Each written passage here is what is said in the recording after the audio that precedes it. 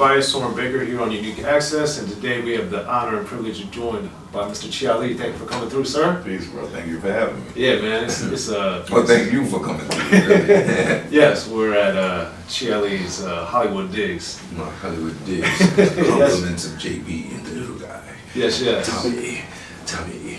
But Lighty has a lot going on right now. He's got his new book, Another Kind of Freedom. It's on his website. Yeah, GLEBX.com. You can check that out. Be sure to pick that up. And if those that are familiar with the fabulous Lighty album, he also has a documentary by the same name that's getting ready to come out. So we're here to talk about a lot of what Lighty's been through, what he's got going on now, and we're going to get into all of that. So with the documentary, I thought that it was very well done. So congratulations on that. But I also thought it was impressive, the candor and the candidness that not only you had, but that your family, your ex-girlfriend, your wife, that you had a lot of people that are intimately involved with you that were very candid, and it wasn't like a sugar-coated thing of just like, oh man. So what made you comfortable to want to reveal so much about your personal life and about your struggles and things that you went through, and have your family also talk about that? I mean, I think with me, it's more of my whole makeup, my disposition. I'm kind of a carefree and, speak from the hip, tell it like it is. And that can be good and bad. I mean, I think it's great because, it is what it is, but it's not so good because some people may and can be offended by things you might say. But, I mean, I just looked at it like, once I signed on to do it, I just looked at it like it's my life to tell it, and other people may disagree with certain aspects, but that's your perspective. And, when you do your documentary, you tell it that way. Right. But this is how I seen it. And that's accurate for me. We could take the same incident and you might see it one way, I'll see it another way, and he might see it like, no, it wasn't like that for me. But for me, that's how I told it as it was to me, and what I really felt was honest. And I mean, it's like my life, I feel like my homicide case was on the news, it was on America's Most Wanted and all that, so it's not a secret. So right. Being that it's not a secret, I paid my debt, I did my time, like, let's talk about it. If talking about it might help somebody else not have to go through that. So obviously with a lot of what you've been through too, one of the things that you're also working on is trying to eliminate and eradicate solitary confinement. So why is that something that's important to what you're doing now? Well, basically, being that I did 12 years in prison, I've served time in solitary confinement. Many of my friends have, many of my not friends have, but people I know or I've heard about. And it's inhumane treatment. It's, I mean, it's you have to go through something that no person would come out normal after going through for 30 days. And then when you add a year on top of that, sometimes 2 years, 5 years, 7 years, 8 years, 10 years, it can get excessive, extensive. And I mean, people will be on meds, all type of thing. And it just breeds all type of inhumane behavior that's just barbaric. And we just wanted to eradicate it. However, our focus was mainly on getting eradicated for adolescents, pregnant women, and people with mental health disorders. Right.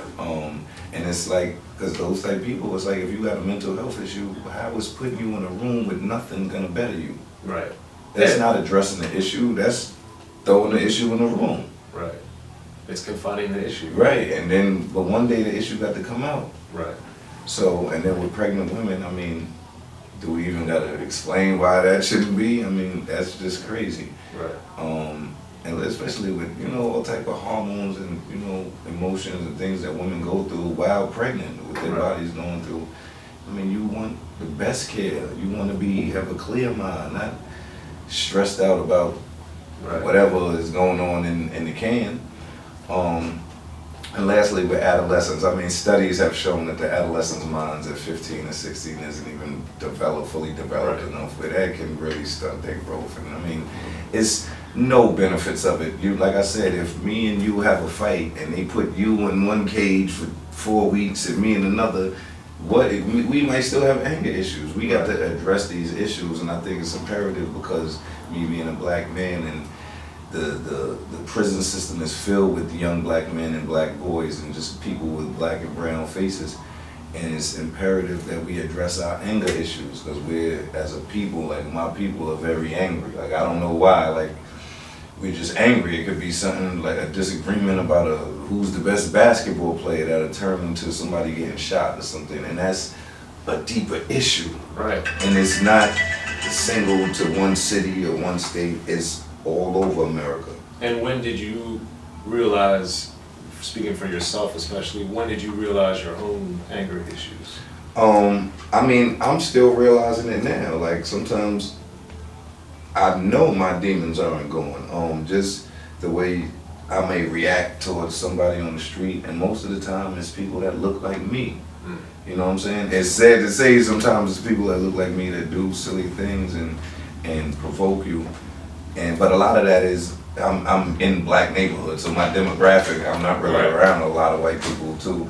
But it's just, you know, it's just crazy. But my thing is we gotta do better, and we have to learn how to just not hate each other to the point where we just want to kill each other for the slightest things, when we just get ticked off. And especially it's like our emotions flow and we be in that rage, and it's like shit, 2 days later It's all good. you're not even thinking, I mean not even as though it ain't even on your mind.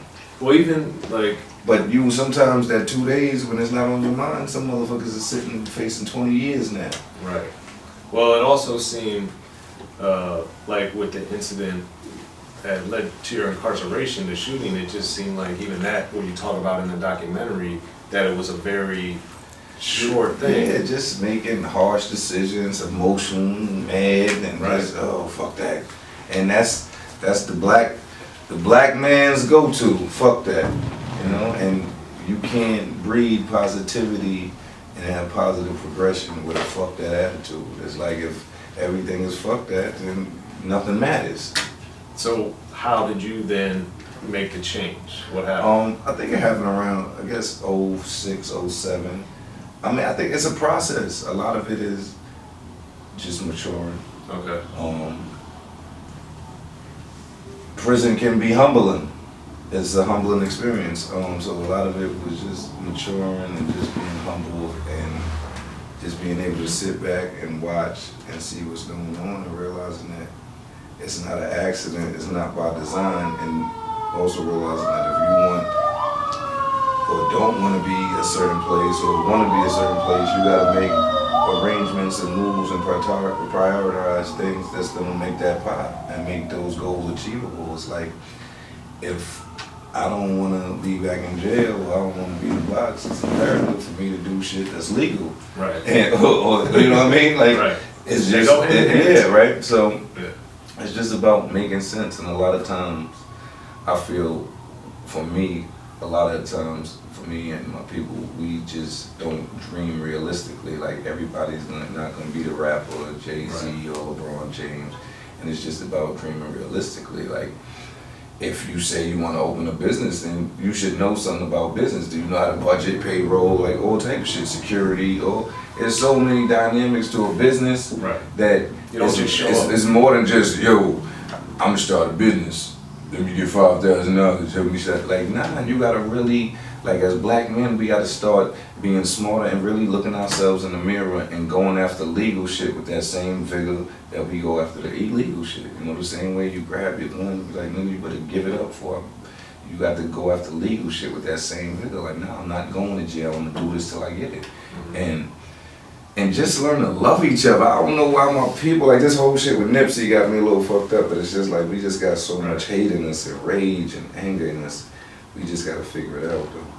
Well, building on that, one of the things obviously is the recidivism rate is so high, and a lot of the programs have been taken away inside a lot of prisons as far as rehabilitation, because that used to be theoretically the reason to go. Right, but I mean, we know that's not the goal. But like when I was in Sing Sing, the college program, I got my associate's degree. I ended up leaving before I got my bachelor's. Okay. But like at the time, that program had a 0% recidivism rate, meaning every person that graduated from that college program and went home, not one person had returned.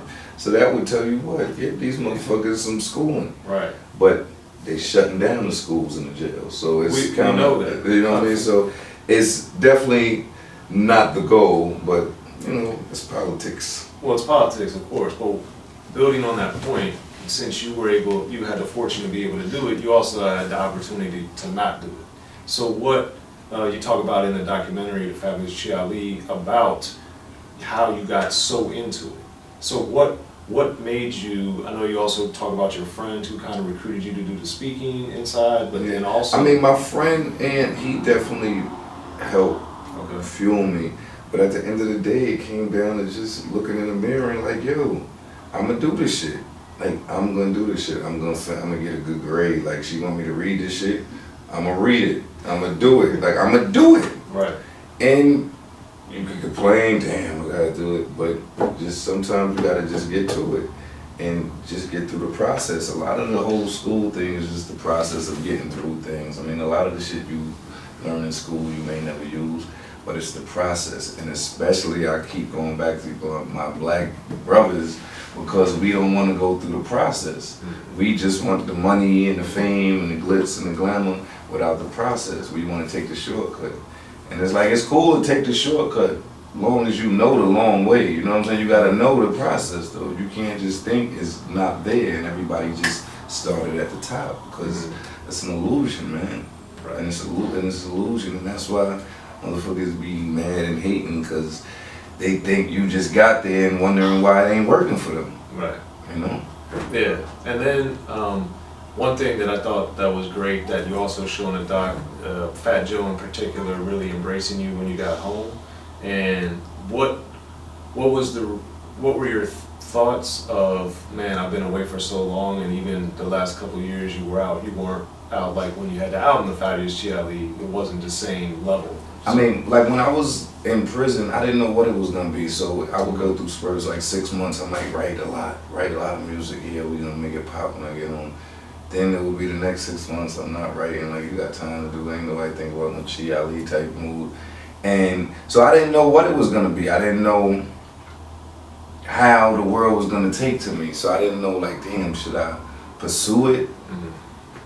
But I didn't want to get caught up pursuing it, and then if it's not happening, you know, just be shattered. And you know, I wanted to be smart about it, like, and just have other things to do in case it didn't work. And when I got into the, you know, speaking and doing the anger management classes and what have you, that shit just gave me another lane, and it was a lane that I felt, you know, it worked for me.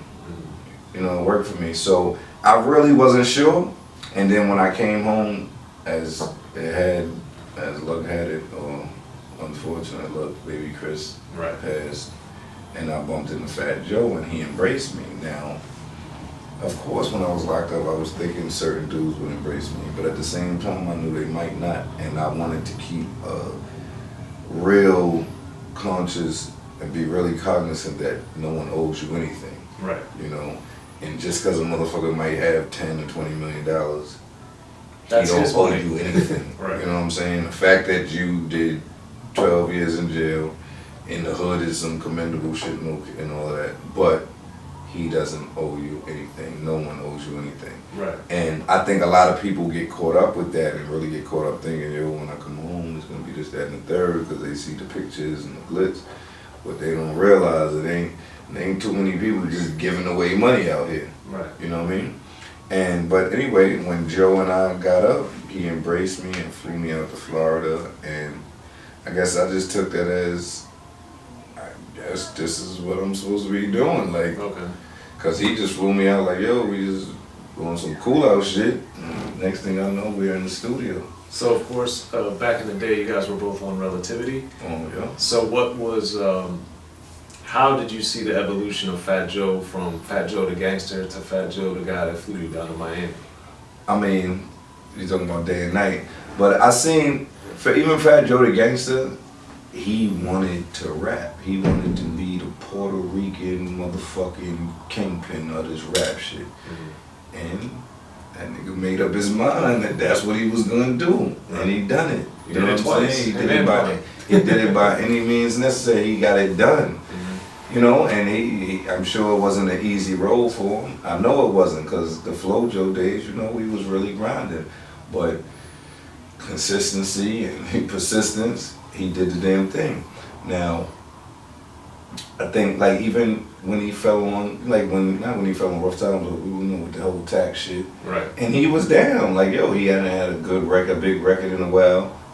The tax man came, probably what he felt like, damn, all this shit is happening at the wrong time.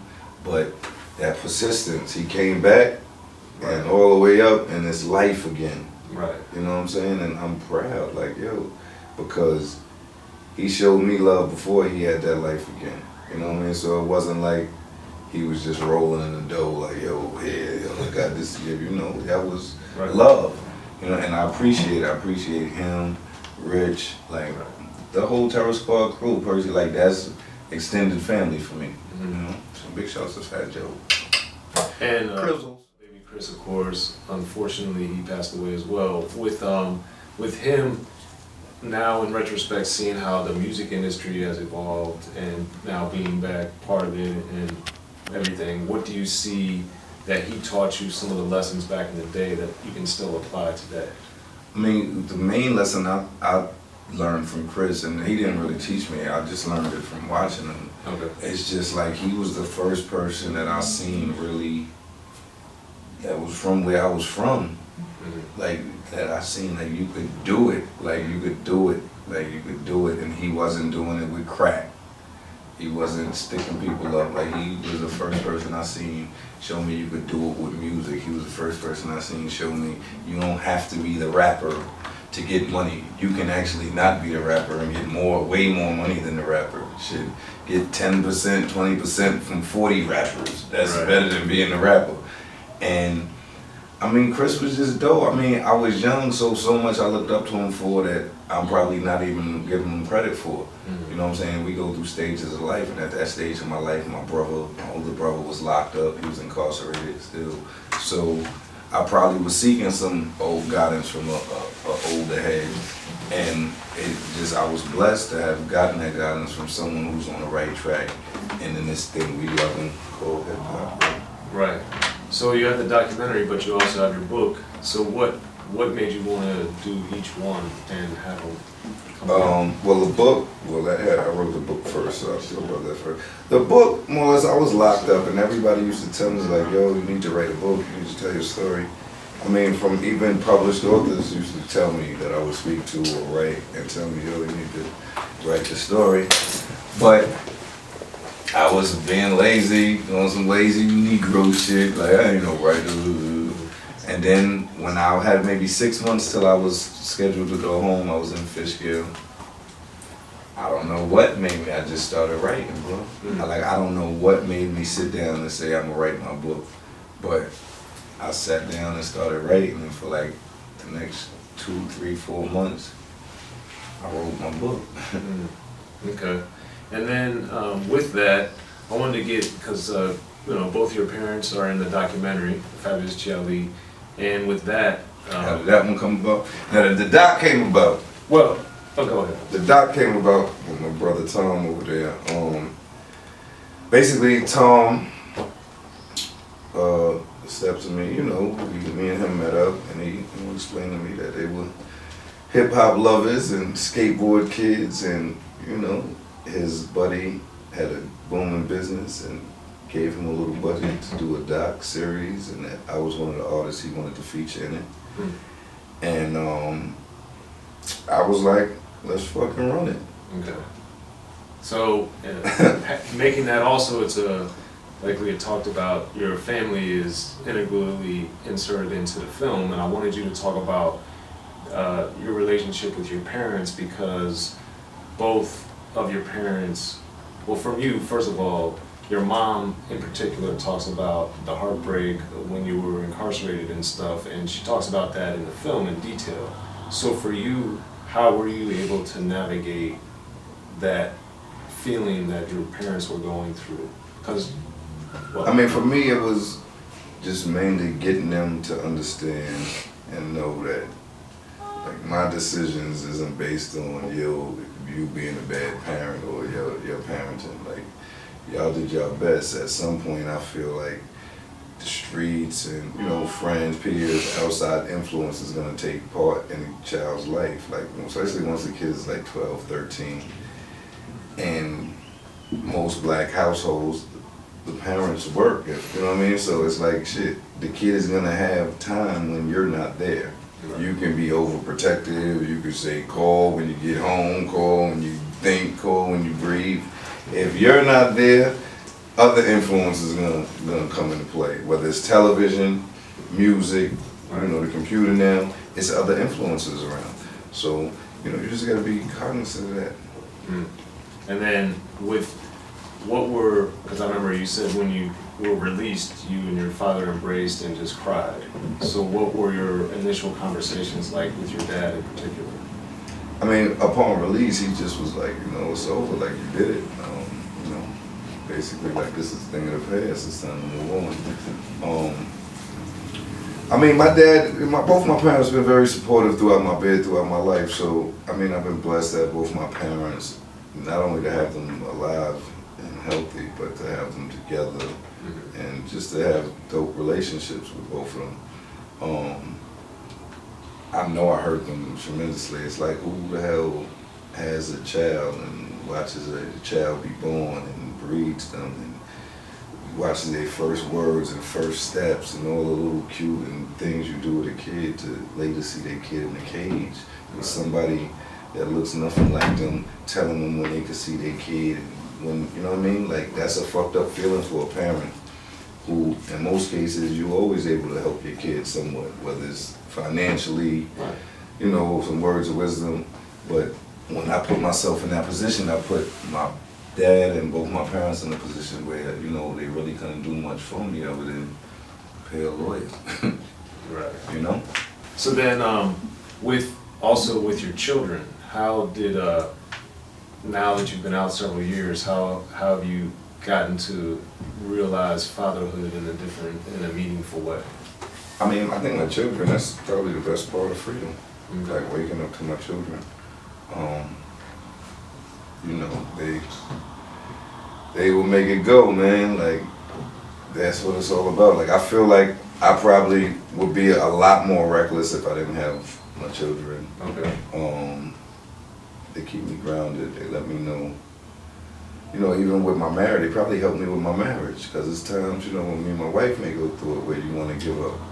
And sometimes you be like, you know what, we got a unit here. You know what I'm saying? It's not just me and her. It's more to it, you know? And even though some of the kids are weird and have weird friends, you know, you work through it. You work through it. Hey girls. So weird. That was fun.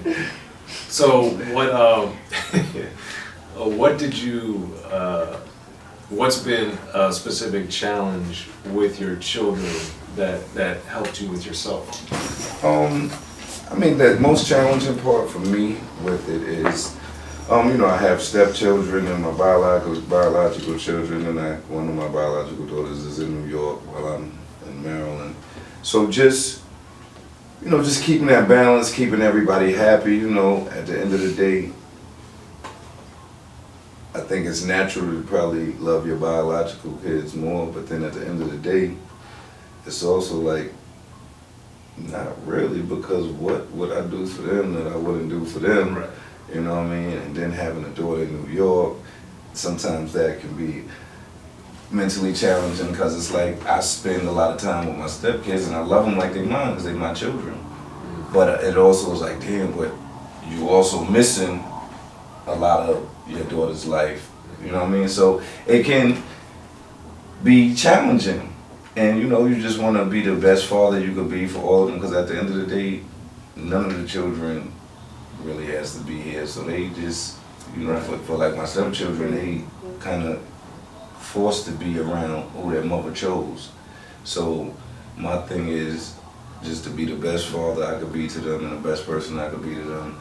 So just that the transition is smooth and that the household runs smooth and just so it's just love. Like I want them to know that I'm your father. If your biological is here, cool. If he's not, don't sweat it. You know, whatever. However we rock and roll with it.